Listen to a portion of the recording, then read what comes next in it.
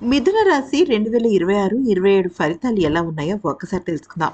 అంటే ఈ శ్రీ పరాభవనామ సంవత్సరం నుంచి వచ్చే ఏడాది ఏప్రిల్ 9వ తారీఖు ఏప్రిల్ 6వ తారీఖు వరకు అంటే ఏప్రిల్ 6, 2027 వరకు గురుగ్రహ ప్రభావంతో ఎలా ఉంటుంది అంటే చాలా అద్భుతమైన ఫలితాలన్నమాట. అసలు ఈ ఏడాది మొత్తం మిథున రాశి వారికి గురు ప్రభావంతో అద్భుతమైన సానుకూలమైన ఫలితాలు రాబోతున్నాయి. అయితే జూన్, జూలై, ఆగస్టు మాసాల్లో ఆరోగ్యం, ఆదాయ పరంగా కొన్ని సమస్యలు ఎదుర్కొనే అవకాశం ఉంది. అవివాహితులకు మంచి వివాహ సంబంధాలు వచ్చే అవకాశం ఉంది. అయితే ఎవరి వ్యక్తిగత జాతకంలో గురువు స్థానం బలహీనంగా లేదా పూర్తిగా వ్యతిరేకంగా ఉంటుందో వారికి ప్రతికూలమైన ఫలితాలు వస్తాయి.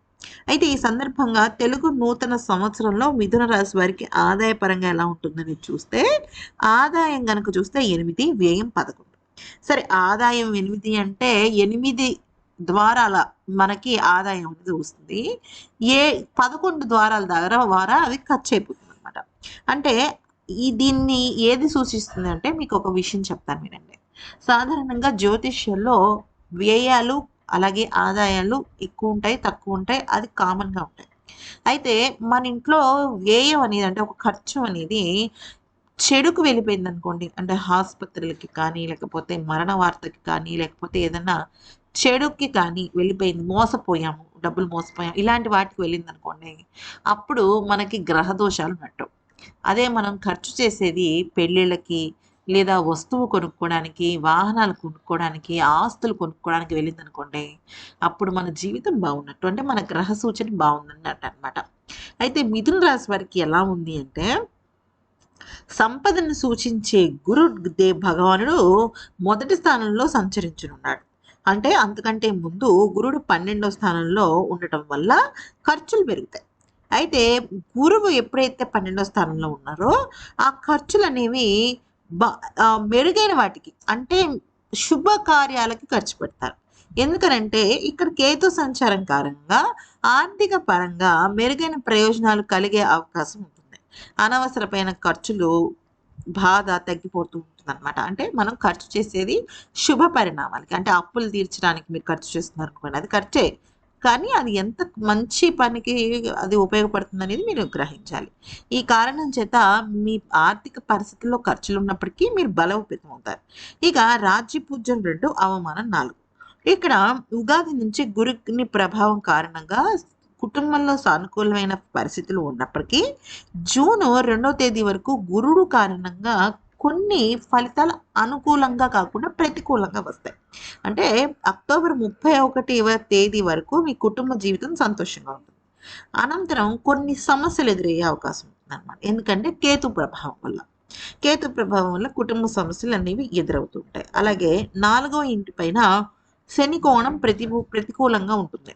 కార్యాలయాల్లో బిజీగా ఉండడం, ఆఫీస్ బిజీగా ఉండటం, ఫ్యామిలీకి టైం ఇవ్వకపోవటము, అలాగే ఫ్యామిలీ చికాకులు అవి ఎక్కువగా ఉంటూ ఉంటాయి.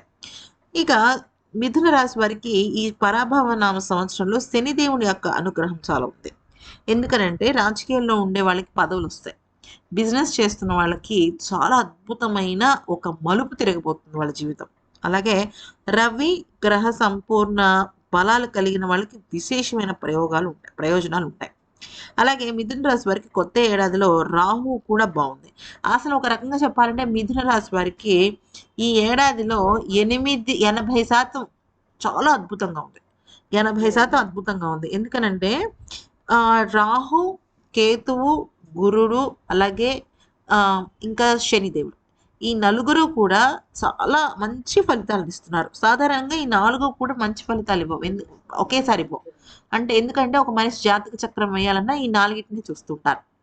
అయితే ఇక ఈ 4 ఒకేసారి మంచి ఇవ్వటం అనేది చాలా అరుదుగా జరుగుతుంది.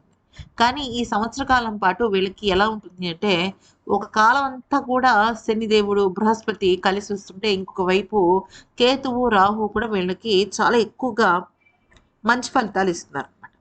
ఎందుకనంటే కేతువు కారణంగా ఫస్ట్ కొద్దిగా నెగిటివ్ వచ్చినా తర్వాత పాజిటివ్ వస్తుంది. డిసెంబర్ 4 వరకు చాలా అద్భుతమైన సానుకూలమైన ఫలితాలు.